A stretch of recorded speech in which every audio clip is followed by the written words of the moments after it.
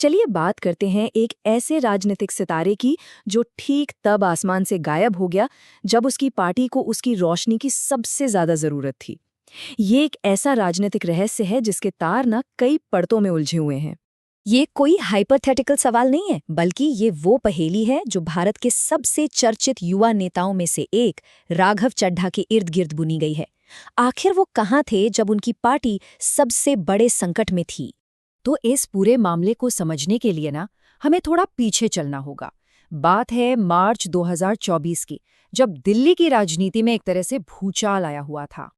तो देखिए, एक तरफ आम आदमी पार्टी अपने सबसे बड़े संकट से गुजर रही थी, पार्टी के सबसे बड़े नेता गिरफ्तार हो चुके थे, कार्यकर्ता सड़कों पर थे, और दूसरी तरफ थी एक गहरी, कह सकते हैं एक रहस्यमयी खामोशी। और इस खामोशी के सेंटर में बस एक ही सवाल गूंज रहा था, आखिर राघव चड्ढा है कहाँ? अब सवाल ये उठता है कि उनकी ये गैर मौजूदगी इतनी चौंकाने वाली क्यों थी? मतलब एक नेता तो छुट्टी पर जा ही सकता है।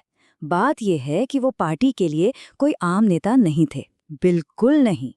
उनका सफर देखिए, 2011 में एक बड़ी कॉरपोरेट नौकरी छोड़कर वो आंदोलन से जुड़े, और महज एक दशक के अंदर 2022 तक वो पार्टी के अघोषित नंबर 2 बन गए। मतलब एक बहुत ही तेज और प्रभावशाली ग्रोथ।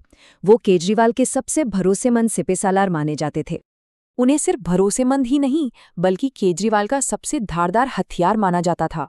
सोचिए, बेबाक बोलने वाले, ऑक्सफोर्ड से पढ़े लिखे, एक ऐसा स्मार्ट चेहरा जो युवाओं और शहरी वोटरों से तुरंत कनेक्ट कर लेता था। लेकिन फिर इसी वफादार छवि और जो जमीनी हकीकत थी, उसके बीच एक खाई सी दिखने लगी। एक ऐसी दूरी जो सोची समझी लग रही थी। केजरीवाल की गिरफ्तारी पर बस 2 ट्वीट और फिर खामोशी।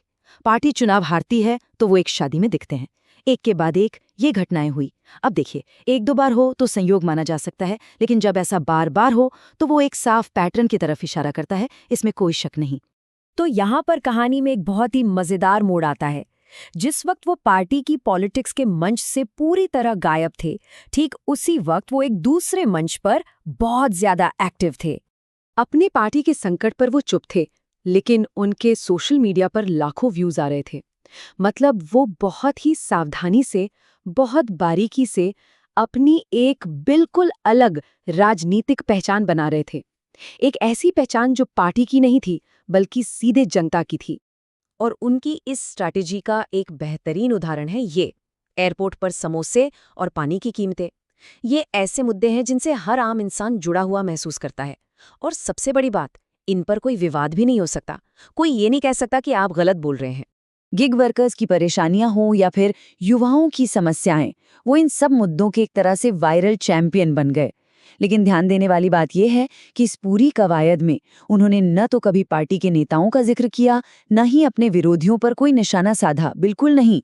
तो ये जो कुछ भी हो रहा था, ये कोई इत्तेफाक नहीं था। ये एक बहुत ही सोची समझी 3 स्टेप वाली रीब्रांडिंग स्ट्रैटेजी थी। स्टेप 1, पार्टी की जो कोर पॉलिटिक्स है उससे धीरे धीरे खुद को दूर कर लो। स्टेप 2, ऐसे राष्ट्रीय मुद्दों पर बात करो जो किसी एक पार्टी के नहीं बल्कि सबके हैं। और स्टेप 3, जनता के चैंपियन के तौर पर अपनी एक साफ सुथरी नॉन कॉन्ट्रोवर्शियल छवि बनाओ। पॉलिटिक्स में इसे कहते हैं पर्सनल ब्रांडिंग। इसका सीधा सा मतलब ये है कि अब आपका राजनीतिक भविष्य आपकी पार्टी की जीत या हार पर डिपेंड नहीं करता। आप खुद में एक स्वतंत्र ब्रांड बन जाते हैं। तो सवाल उठता है कि इसका एंड गेम क्या है, मतलब आखिर लक्ष्य क्या है।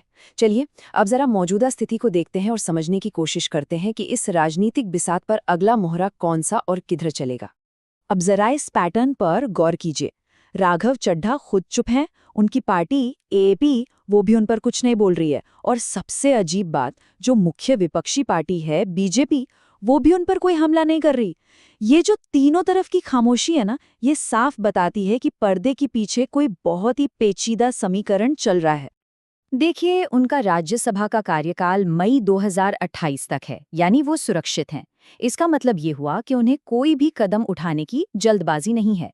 उनके पास सोचने और सही मौके का इंतजार करने के लिए भरपूर वक्त है।